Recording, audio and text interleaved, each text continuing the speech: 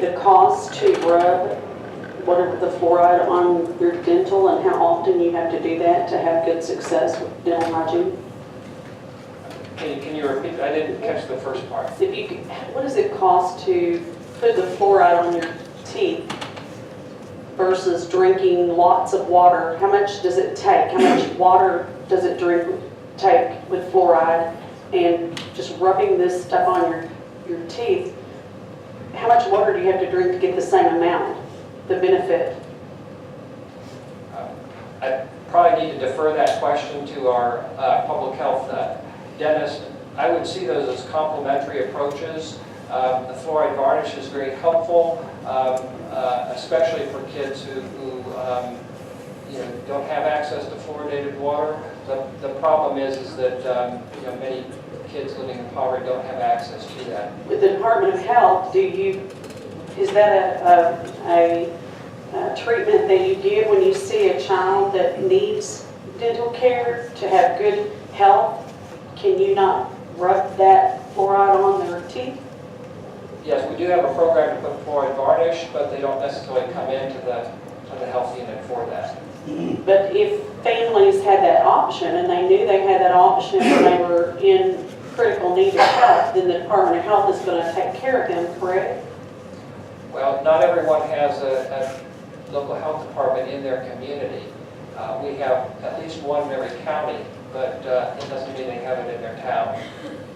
True, but they would have access just like we would if someone were going for other needs, or they would be able to have access if they needed it, though, correct? Of course, parents would have to take time off work and drive their kid if there were transportation problems.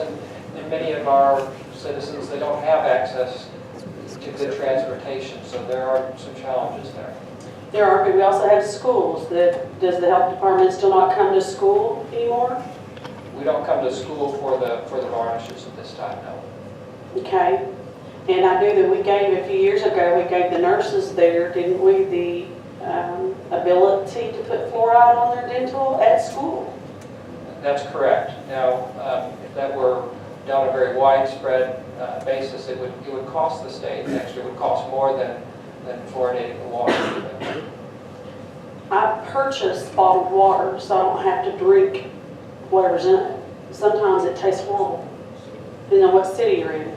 I have well water at my home, and there's some water just stinks when you don't drink it. It just has this odor that I mean, different waters, it's different everywhere you go. That's correct. And sometimes it tastes like bleach or smells like bleach. When you drink it, it's just really not palatable. You're not going to drink it.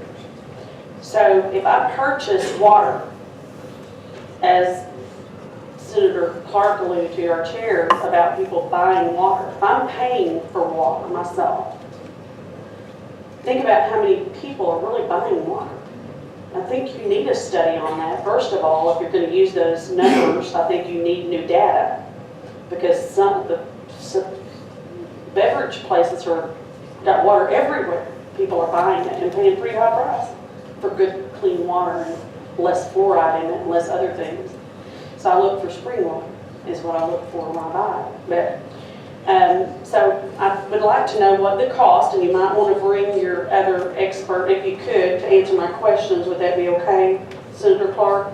Is the cost. We need to know what it costs to put it on your teeth versus having to drink years worth of water to get the same benefit. I have my state public health dentist here, Dr. Lindy Boland. Can you come and address some of those issues?